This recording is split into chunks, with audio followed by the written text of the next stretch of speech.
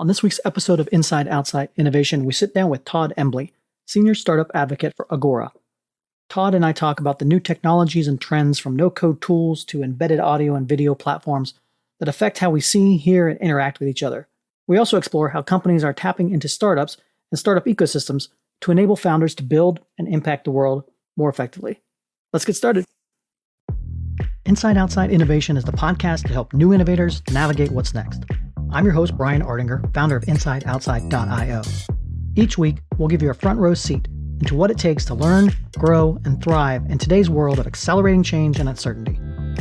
Join us as we explore, engage, and experiment with the best and the brightest innovators, entrepreneurs, and pioneering businesses.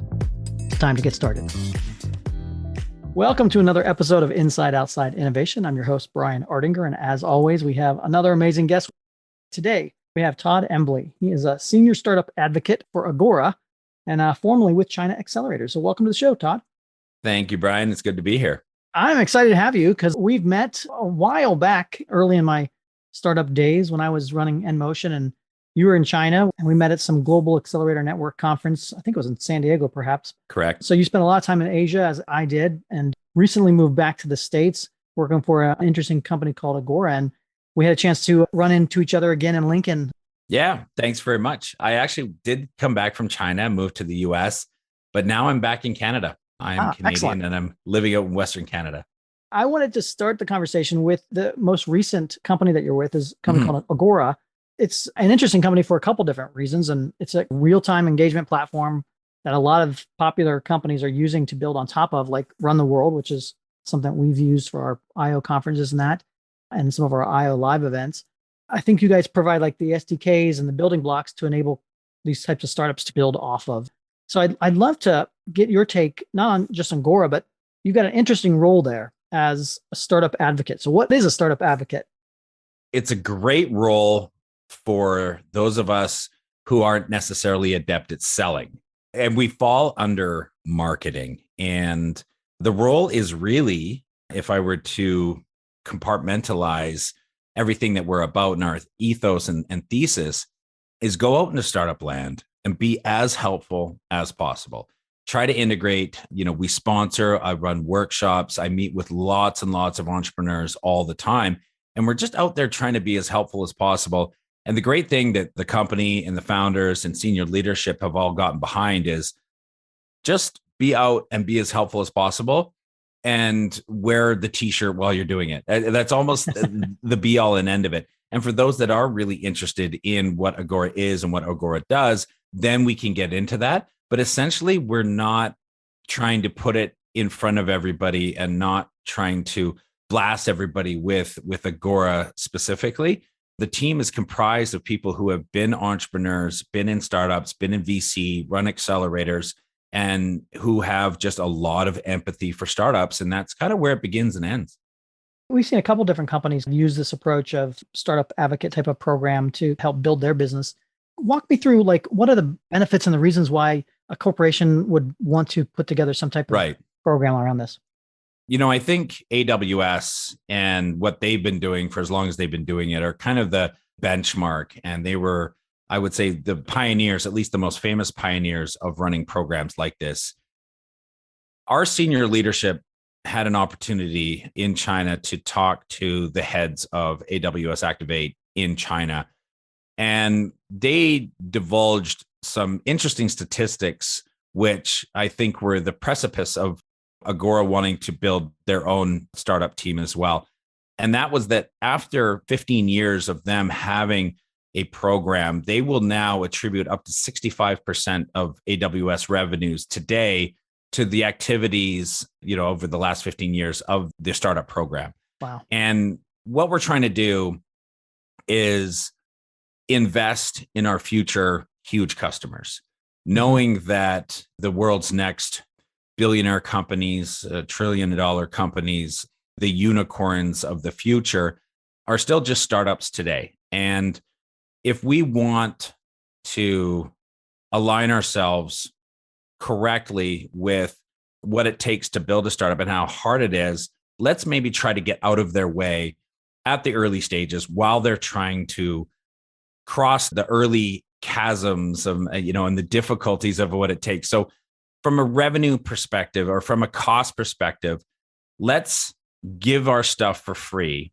until their revenue. You can't get blood from a stone. So while they're still searching for product market fit and revenue, let's let them use our software for free until such time as they are then finding product market fit and then able to start generating revenue. And only at that time should we then start to talk to them about actually paying for the service. That makes sense. And obviously it seems to be working. I think I read on your website, you got over 50 billion minutes of engagement on the platform, probably going up as we speak. I don't know if you can speak to any specific use cases or specifically what you do when it comes to helping these companies get up and off the ground. Sure. As you alluded to, there are some famous companies that have been using us, especially in the real-time audio space. There are a few NDAs in place, so you can mention who those companies are. And by all means, it's pretty widely known. I necessarily can't speak directly to who some of those more famous ones are. But the nuts and bolts of the program essentially boils down to free minutes. So my director, Tony Blank, he and another friend of ours, Paul Ford, used to do this at SendGrid. And that's where they were a big supporter of the Global Accelerator Network, where you and I met in the beginning. And then the Twilio acquisition of SendGrid. So he was there and they were doing a great job as well.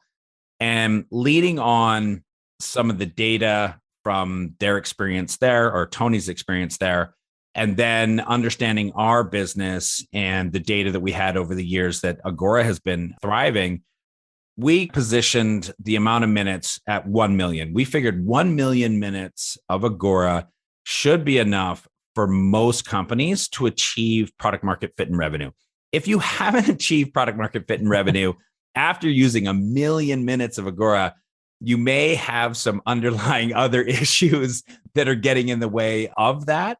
But we really feel that upwards of 80%, even 90% of companies who do achieve and use up the 1 million free minutes should be at a position of having raised money and are revenue positive, at which time we feel comfortable to say, okay, now we do have to, for our business purposes, need to work on something. And we'll hand them over to sales in a gentle way and work on getting them some discounts and start forecasting future usage and things like that. But those are the nuts and bolts. In our world of real-time video, real-time audio, just the real-time engagement aspect of it, there are certain verticals that are really taking off. I think health is obviously a big one where you have doctors and patients or therapists and their clients. We're seeing a lot in fitness. So for coaches, training, doing big group classes. Education is probably our biggest. I think that's a pretty obvious use case of doing real-time lessons with teachers and things. But we're also seeing a lot of activity in the area of gaming, where people want to talk to each other. They want to be on video with each other while playing games together. Live performances and experiences around online virtual concerts or comedy shows or things like that as well. There's a lot of added context that you can get from engaging in real time over video that you couldn't get at an actual conference. There are solutions coming around blending those where you might be at the concert, but you'll also have on your phone different camera angles that are available to a viewer. And you can get other contextual information that is happening, plus chats with other people at the concert or something like that. And then, a lot of multiverse, a lot of VR stuff. I mean, I had a conversation with a startup out of New Zealand who was working in the overcoming therapy space, where if you had a phobia of dogs, a psychologist would work with their client and they would go to a kennel and slowly start to integrate and learn how to overcome. But now we can do that in a VR environment, but overlay a lot of very interesting artificial intelligence, facial recognition, stuff like that, to really be able to measure the things that are almost imperceptible to the human eye, to understand like the dilation of their pupils when faced with a small dog versus a big dog or different breeds or something, just giving a lot more contextual information to help a psychologist really work with their client to overcome a phobia. So it's fascinating to work with the startups because they are thinking of use cases that we, even within Agora, can't think of. The Ewing Marion Kauffman Foundation is a private, nonpartisan foundation based in Kansas City, Missouri, that seeks to build inclusive prosperity through a prepared workforce and entrepreneur-focused economic development. The foundation uses its $3 billion in assets to change conditions, address root causes, and break down systemic barriers so that all people, regardless of race, gender, or geography, have the opportunity to achieve economic stability, mobility, and prosperity. For more information, visit www.kauffman.org. That's www.kauffman.org. And connect with us at www.twitter.com/KaufmanFDN and at www.facebook.com/KaufmanFDN. Well, and that's an interesting thing because the platform itself is really robust. You can do video calls and voice calls and interactive live streaming and real-time messaging and whiteboarding. And like you said, the toolkits are there. And I think this fits into one of those trends that we've been talking about where it's never been easier for a startup founder to find the tools they need. They don't necessarily have to build everything from scratch nowadays. They can find partners and no code, low code tools and things like that to get up and going and testing the marketplace a lot easier than ever before and get to those use case scenarios that a platform tool provider may not have thought of originally. I'm curious to get your take on some of this accessibility to tools that founders didn't have maybe 10 years ago when we started in this business. Yeah, it's amazing. I think back to, I used to be with SOSV, was the fund, and we were doing kind of an internal conference for all of our portfolio, all of our mentor network, everybody that had ever been involved with us, including investors in Agora or LPs. And we had a guy named Dave McClure come and speak, and somebody had asked him, is your 8-year-old daughter learning how to code? And he said, let me rephrase that. I think what you're asking me is, do I think that it is important for very young people to learn how to code? And essentially that's what you're looking for. And he said, coding is like learning any other language, in the development of the brain and how that enables young people to really grow. But it is, in his opinion, he said, it is just kind of a commodity. He said, coding is probably going to become a commodity. And we've seen that in the low code, no code explosion. And then he thought, design would probably not be that far behind it. I mean, there probably will be a day in the future where our phones will know everything they need to know about us, where you won't have to necessarily code or design the UI, UX, CX of how an app works and feels, because it can just deploy to our phone and our phone can tell the app how to develop itself as it lands on our home screen in the way that we prefer it to be, from colors to where the settings are or where our profile lives. And we can navigate that so intuitively. It has been absolutely amazing. And I think, as we go, we've launched our app builder where pretty much anybody, even without any coding experience, can go on and within 20 minutes, create a video conferencing tool that they can use for their family reunion, that is super easy. So yeah, it's been amazing. It is kind of crazy to think what are the use. I'd imagine obviously COVID has changed the dynamic landscape for you guys, especially. And so maybe let's talk a little bit about that. Some of the trends you're seeing with the move to more remote and more virtual environments. Anybody who just watches the stock price of Zoom over the last couple of years would understand exactly where this industry has gone. But then factors like the quote unquote Zoom fatigue.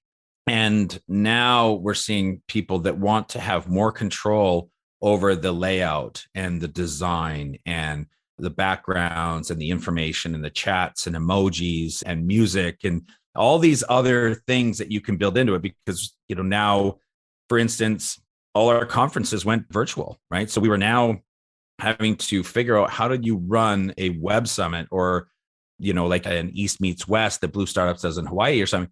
How do we now do this online and create a really great experience where everybody can still try to achieve those same outcomes for why they attended in the first place? It's been a pretty amazing growth that has really kind of pushed the boundaries. The work from home, I think, has been the biggest thing where everybody's now at home. So there's working with colleagues, there is collection of data, there is monitoring output and outcomes, as a department or as a salesperson, or marketing has changed. How do we do now marketing to people who aren't leaving their homes anymore? That has now all changed. It's been such a game changer just in the future of work. I wouldn't say it necessarily changed course, but COVID has absolutely accelerated what we were already starting to think it would be. It's done some damage to the world of co-working spaces, right? Yeah. Or in-person accelerators or incubators. It's changed how we, even as a startup team, go out and find partners and find startups to introduce them to Agora. So it's had a tremendous impact. You spend a lot of time ecosystem building, for lack of a better term. You go to different communities and see what the landscape is in the startup world, and then again try to help founders navigate that. So what are you seeing when you travel around to different startup communities, and that what's maybe different than it was 5 or 6 years ago? There's a lot of factors. Entrepreneurship and startup land as we know it, just even in the last 20 years, let's say, since the dot-com boom and bust. Then, Paul Graham, kind of the godfather of accelerator, starts Y Combinator in 2005. And so the way investors started investing, and then there was, a lot of information, and then Crunchbase and others started coming around. Then we had 10 years of data from Crunchbase somewhere around 2013 that we're now measuring how well people were investing, how well performing that whole venture financial class was doing. And we've seen things where investors are now looking more at timing of solutions versus not just team and problem, but they had so many investments that were either too early, too late, and they started to recognize that. A lot of funds are starting to look internally and trying to reinvest inside the value that they've created to capture more of the food on the table versus being so outwardly focused. For our jobs, even in doing ecosystem development, how do startups find us versus how do we find them? If there's no meetups, if we're not able to do in-person startup weekends, then how are we able to find them, to attract them, to support them, and to help them? How are investors doing their due diligence? Things like DocSend, right? Having that digital data room with a lot of analytics built into it so that founders can now not only see who's entering and who's looking at their due diligence document set, but where in the deck are they spending time, on what slides, what is important, where are they stopping, where are they looking at? There's a lot of data and information that they can measure from that as well. I'm not exactly sure if that answers the question, but it is so drastically different. And now we're going back into, Web Summit is in person. I'm going to be going to that next week after we record this. That is going to be a different experience as well. And then there's the hybrids that are kind of doing both. It's changed a lot. It is definitely interesting. It's always been hard to find startup founders. A lot of times they're heads down doing their thing. And, over the last 5 or 6 years pre-COVID, you started to have a different environment where things like co-working spaces and events like Startup Weekend and that started to bring some of those folks out and started to get some energy. And then COVID kind of slapped that in the face to a certain extent. But now what I'm seeing at least is more collaboration across different communities. So even though I'm based in Lincoln, Nebraska, the network and our reach to different communities for the startups in our backyard has increased and been beneficial from the standpoint of they're no longer having to be in the middle of flyover country. They can access folks that wouldn't necessarily in the past look outside of their own Sand Hill Road area. So I guess there's pros and cons to this new environment, but I was curious to get your take on that as well. Constraints breed innovation. Yes. And COVID has drastically brought a whole new set of constraints just by not being able to meet in person as much. So I think it's the development and the investment in developing a different skill set. You take one sense away, the other senses improve. And so we've had to become better at being able to build relationships. And we have video and we have voice, but suddenly we're tuning into the video and tuning into the voice. We may not have the same social cues. We may not have the same physical cues to be picking up on things. We used to train entrepreneurs on how to pitch in person. You were on a stage facing an audience. You were standing in front of an investor at a meetup. Here's how you do it. Here's how you talk. Here's how you hold yourself. Be careful of your hands. Don't shift your feet around. There was all these, all this kind of training, which has had to change, which has had to develop. And now we're reaching out, we're developing partnerships And I think I've seen a lot of ecosystems lean in on having silos or verticals that they're starting to own to be seen as a place. And accelerators are now going virtual where they're pulling from anywhere, right? Yeah. We have a focus. We're vertically focused. And so even if you're in Brazil or you're in Russia or wherever, this is the accelerator that you want to join because the world has just been absolutely flattened. And now this is the best place. This is the best accelerator, and you don't have to fly and live here, right? So now you've seen costs of living. People are moving out of the main centers. It's been a tremendous change. You've spent your life helping founders, and I'd love to get your input on, for our founders that are listening to this show, some of the biggest obstacles or barriers or things that you've seen or can help them overcome. Are there particular tips or tricks that founders should be paying attention to nowadays? I still think it all starts with problem. And I still find myself having to talk about deep diving into the problem discussion. And there has been a penchant for the snapshot and of the landscape as it is today. But I think what we're starting to understand and what I'm seeing from a lot of questions that come from investors is it's not as much about what, it's about why. And when you're pitching or talking about what you're doing, you have to start layering in the why. This is our go-to-market strategy. Great. Doesn't really matter, but why did you choose that? They're being measured on the way they think, the way they process, the way they build. What data did you take in? Which did you keep and which did you throw away and why? And then what decision and strategy did you make off of that data? And why did you decide to strategize that? Why are you deciding to build this next? Why is this the next iteration of what you're doing? This problem that you're trying to solve. Anybody can Google and get a lot of data on a problem that exists today. But do you have a deep understanding of how we got here? You know, we have this Canadian kind of saying of the Wayne Gretzky, don't go where the puck is, go where the puck is going to be. And as investors, we're always trying to find the entrepreneurs who are good at figuring out where the puck is going to be. But the only way that they can figure that out isn't understanding just where the puck is, but how the puck got to where it is. Because only then do we understand the speed and the trajectory and are able to extrapolate off of that to know where it's going with some reasonable degree of accuracy. We'll never get it right. But that, I think, is always be factoring in your why. Nobody is going to be blown away by your what, because you're still early stage. Unless you have 100,000 downloads or 1 million MRR, you know, it's just not that impressive, because the only thing that matters is what people use and pay for. So knowing that, now we're just trying to measure and size you up as a founder. So lean in on all your why of everything that you're talking about so that they can understand how you develop, how you see the world. Be unique, be different.